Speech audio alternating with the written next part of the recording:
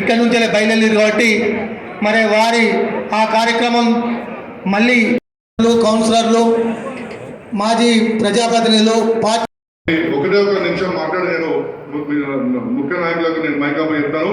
మీ అందరు తెలుసు 29వ తారీఖు రోజు కేసీఆర్ గారు మా యొక్క యూత్ బాడీలో ఉండే ఆ రోజు అక్కడ ఇండియా పాకిస్తాన్ యుద్ధం ఉండే వ్యవహారం అక్కడ మొత్తం కూడా కేసీఆర్ గారు ఇంటి చుట్టూ వస్తే వాళ్ళ మీద మేము కాలాలు జరుగుతున్నామని చెప్పి కూడా ఆ రోజు మన మహిళలు చాలా మంది కూడా మెట్ల మీద పడుతున్న సందర్భం ఉండే. ఆ రోజు బాగా అంటే బాగా చలి 3 మండలాల ప్రతినిధులందరికీ అరెస్ట్ అనేది ప్రపంచంలో ఎక్కడ అడిగినా చెప్తారు, దేశ విదేశాల్లో ఎక్కడ మాట్లాడినా చెప్తారు. ఇటీవల నేను కామన్వెల్త్ పార్లమెంటరీ సమావేశాల సందర్భంగా ఆస్ట్రేలియా, న్యూజిలాండ్, జపాన్, కొరియా దేశాల్లో పర్యటించిన నాకు ఆశ్చర్యం అనిపించింది. కరీంనగర్ బిడ్డ లక్ష్మణ్ అనే అతను న్యూజిలాండ్లో ఆయన మమ్మల్ని అందరినీ భోజనాన్ని పిలిచినాడు, ఫంక్షన్ కూడా పెట్టినాడు. మేము వచ్చేటప్పుడు ఒకసారి ఆయన కారు వెనుకకు చూపెట్టినాడు.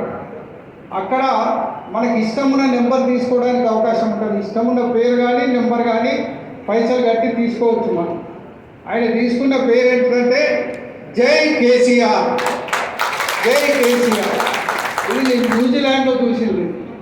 కేసీఆర్ గారి పేరు ఇక ప్రపంచవ్యాప్తంగా ఫోటోలు వాడేటప్పుడు, ఫ్లెక్సీలు వాడేటప్పుడు కేసీఆర్ గారి దీక్షా దివస్ ఫోటో మాత్రమే వాడండి, వేరే ఫోటోలు పెట్టకండి. దీక్షా దివస్ ఫోటోలు పెట్టండి. ఎక్కడికక్కడ గులాబీ రంగుతో జెండాలు కట్టండి, బంటింగ్స్ కట్టండి. ఎక్కడికక్కడ 29వ తారీఖు నాడు సెంటర్స్ అన్నింటినీ డెకరేట్ చేయండి. సాధ్యమైనంత వరకు మన నాయకుల్ని, కార్యకర్తలందరినీ కదిలించే ప్రయత్నం చేయండి. ఆ రోజు వివరాల్ని మళ్ళొక్కసారి అందరితో పంచుకునే ప్రయత్నం చేయండి. ఆ రోజు ఉద్యమకాలం స్ఫూర్తిని మళ్ళీ అందరిలో నింపడానికి ప్రయత్నం చేయండి.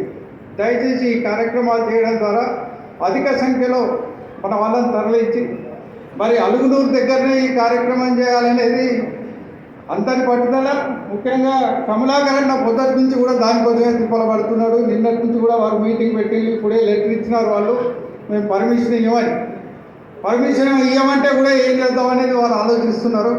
ఖచ్చితంగా అలుగునూరు ప్రాంతంలోనే ఈ కార్యక్రమం చేయాలనేది మన రాష్ట్ర నాయకత్వానికి కూడా అందరికీ బలమైన కోరిక ఉంది. మరి అందుకే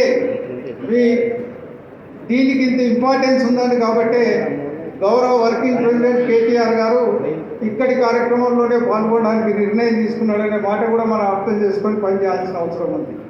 వారు రావడం మరి రాష్ట్రానికి స్ఫూర్తిదాయకం ఉండాలి.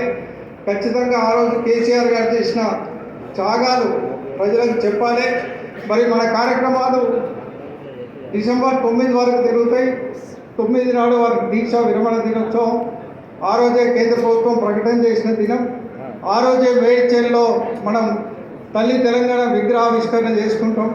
అప్పటిదాకా మన కార్యక్రమాలు ఏదో ఒక రూపంలో ఏదో రకంగా తెలంగాణ రాష్ట్రం అంతటా కొనసాగుతూనే ఉంటాయి. దయచేసి దీనికి కరీంనగర్ పట్టణం, కరీంనగర్ జిల్లా కీలక పాత్ర వహించాలని సంధిన ఒక జిల్లా బాధ్యత కాదు, ఒక రాష్ట్రానికి సంబంధించిన బాధ్యత. ఎందుకంటే ఆ రోజు రాష్ట్రం మొత్తం స్ఫూర్తినిచ్చింది. ఆ రోజు టీవీలన్నీ ఎక్కడ చూస్తున్నాయి అంటే కేసీఆర్ గారు బయలుదేరిలాగానే ఎక్కడికి పోతాడు, ఏడికి పోతాడు, ఆలుగందూరులో అరెస్టు, బండి ఎటు పోతుందో తెలియదు, కొంచెం వెనక ఖమ్మంలో తేలింది, కాసేపు వెనక జైలు ఉన్నాడు. ఇట్లా టీవీలో రన్నింగ్ కామెంటరీ నడుస్తూ పోయింది. వలస పాలనలో చేస్తున్న నిర్ణయాలకు వ్యతిరేకంగా గలం విప్పాలని, దీక్ష చేయాలని, ఆ దీక్ష సిద్దిపేట నుంచి ప్రారంభించాలని వారు ఆలోచించి వారు వెళ్తుంటే మరి వారిని ఆపి అలుగునూరు దగ్గర అరెస్ట్ చేసి అక్కడి నుంచే దీక్షను ఆరంభించినట్టు చేసిన ఆనాటి వలస పాలకులకు నిజంగా కరీంనగర్ జిల్లా ఎప్పటికి హుజరాబాద్ కాన్స్టిట్యున్సీ, కరీంనగర్ కాన్స్టిట్యున్సీ, మాలకోట కాన్స్టిట్యున్సీ ఫుల్ కరీంనగర్ నగరం కాబట్టి మిత్రులారా, భౌతికంగా కరెక్ట్ 1 hour 12:10 అవుతుంది. 1:10